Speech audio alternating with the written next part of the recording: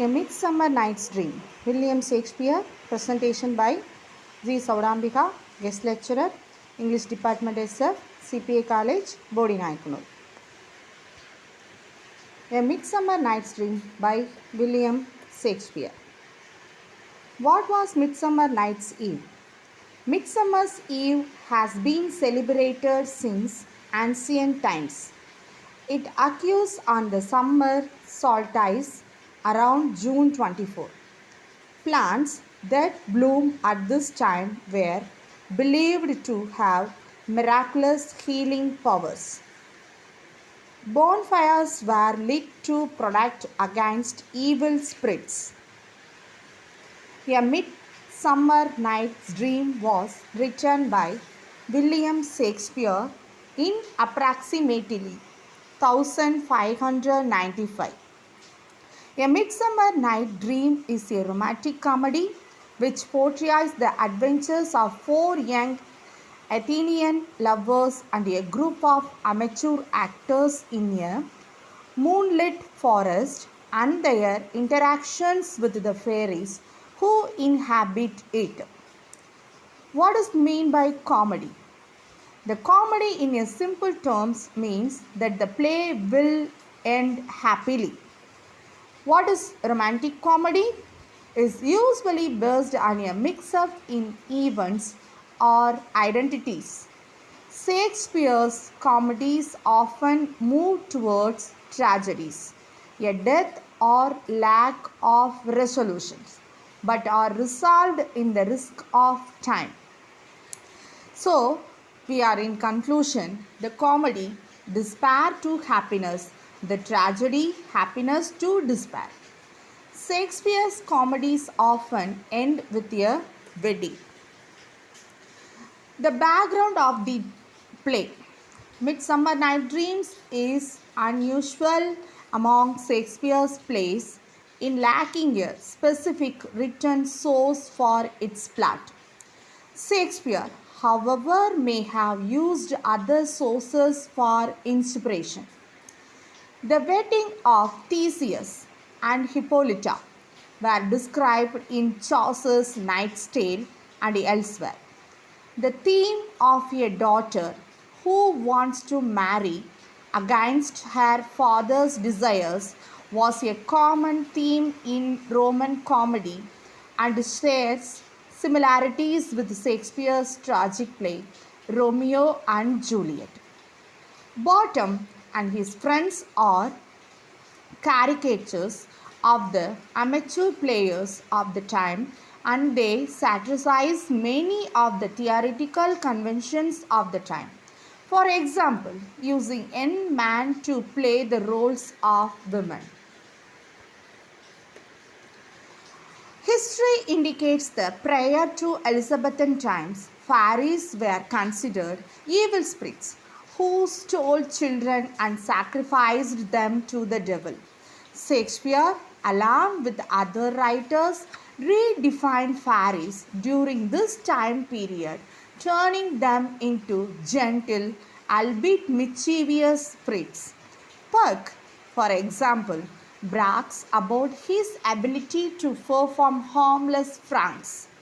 The title draws on the summer solstice, Midsummer Eve, occurring June 23, and marked by holiday, partying, and tales of fairies and temporary insanity.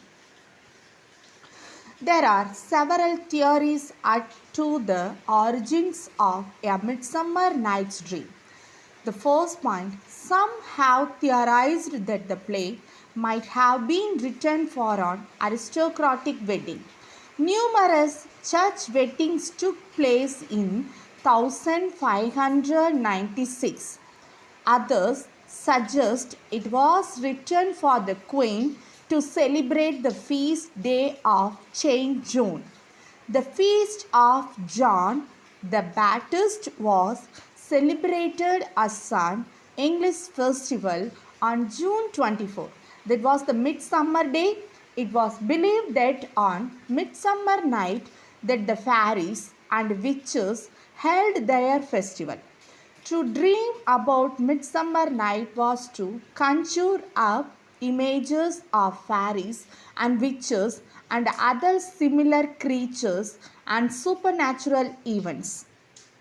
In either case, it would also have been performed at the theatre and later the Globe in London. Obvious plot links exist between A Midsummer Night's Dream and Romeo and Juliet, and critics disagree about which play was written first. Not only do both dramas emphasize the conflict between love and social convention, but the plot of Pyrrhus and Thisbe. The play within the play of A Midsummer Night's Dream parallels that of Romeo and Juliet. Critics have wondered if Romeo and Juliet is a serious reinterpretation of the other play or just the opposite. Perhaps Shakespeare is mocking his tragic love story through the burlesque of Pyrrhus and Thisbe, performed by the craftsman in A Midsummer Night's Dream. The main plot of the play: Theseus, the Duke of Athens, is getting married to Hippolyta. Theseus hears Eugeus complain that his daughter Hermia refuses to marry the man he has chosen for her. Theseus tells Eugeus that she must marry Demetrius or choose between death and become a nun. A group of workmen is planning to perform a play in honor of Theseus and Hippolyta's wedding.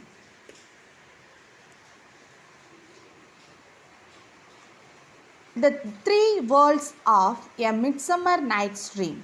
The first one, the Athenians, Theseus and his bride Hippolyta. Theseus representation the law and order. The four lovers, Hermia, Helena, Demetrius and Lysander. They represented adolescent rebellion. The last one is Aegeus, Hermia's father. The main characters of this play: the first one is the lovers, the second one is the fairies, the third one the actors. There are three basic subplots are in play. The first subplot, the lovers. Hermia loves Lysander but is being forced to marry Demetrius. Demetrius loves Hermia but she does not love him. Helena loves Demetrius but he no longer loves her. Helena tells Demetrius that Hermia and Lysander plan to meet in the forest and run away together, hoping this will make him favor her. Demetrius heads into the forest to find them. Helena follows Demetrius into the forest. In this slide, we see left to right Helena, Demetrius, Lysander, Hermia. They are Athenians. Helena and Demetrius, Theseus and Hippolyta. The second one is the actors. Bottom, the rather vain leader of the group who wishes to play all the parts. Other members of the cast: Quincy, flute, starveling, snout, snug, flow straight. The third one is the actors. The workmen go into the forest to rehearse the play they are performing for Theseus and Hippolyta's wedding. At this point, all three groups are in the woods: the lovers, the fairies and the actors. The series of mix-ups occur when Puck places the love potion from the magic flower in Lysander's eyes instead of Demetrius. The fairies. Their realm is the wood where they interact with the humans who wander there. Their setting is outside the walls of Athens and so disorder prevails. Titania, the queen, Oberon, the king, Fug, allies Robin Goodfellow, Oberon's loyal helper.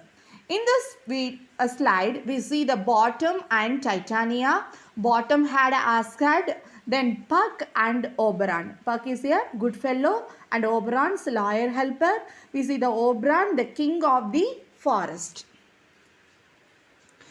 The fairies. Meanwhile, in the forest, Oberon, the king of Fairlius, is arguing with the Titania, the fairy queen, because he wants to adopt the orphan child he has raised from infancy. He devises a plan to use a magic flower to trick Titania into giving him the child. When the nectar from the flower is placed in someone's eyes while sleeping, they fall in love with the first person they see upon waking. He sends his servant Puck to find the magic flower and use it on Titania. While Puck is obtaining the flower, Oberon overhears Helena and Demetrius arguing and decides to help them resolve their dispute with the powers of the magic flower. He entrusts Puck to find Demetrius and place some flower nectar to his eyes too. The three worlds come together in the woods at night, a place of magic and mystery where illusion reigns. Shakespeare cleverly weaves together not only fairies and lovers, but also social hierarchies with the aristocratic Theseus and the rude mechanicals, or the artisans and working men. This allowed the play to become more lyrical since it is able to draw on the rougher language of the lower classes as well the poetry of the noblemen. The setting of the play in the forest outside of Athens, Greece. Topic of the play. In Act 1, Lysander laments, the course of the true love never did run smooth. The play deals with the trials of those in love both in the world of Athens and the world of the fairies. Because the play is a romantic comedy, the audience can enjoy the conflict, mix-up and misunderstandings without ever doubting that all will turn out well. Other topics besides love, reality versus illusion, friendship, parental authority. The last one is dreams. The main themes of the play. What is love? How and why do people fall in and out of love? Are lovers in control of their destinies? What is more real? The daylight world of reason, the law of the nighttime world of fashion and chores. Contradicts. Some of the contradicts on the play: reality versus illusion, Athens versus the forest, day versus night, order versus confusion, aristocrat versus workman, tall versus short, true love versus false love, lyrical language versus love prose. Terms to know. Shakespeare writes in both verse and prose. Verse: elevated passages, significant ideas, speeches by high-ranking individuals. The prose: comic scenes, dialect or broken English. Poetry is usually blank verse, iambic pentameter, lines without rhyme. Iambic pentameter, 5 beats. Rhyme is used couplet or sonnet to illustrate the close of scenes of important passages. Some questions to ponder. Think of a time when your desires have conflicted with those of our parents. You liked someone who did not like you back. You had a misunderstanding with your best friend. You have been so involved in a movie that you temporarily forget it was not a real. Thank you so much.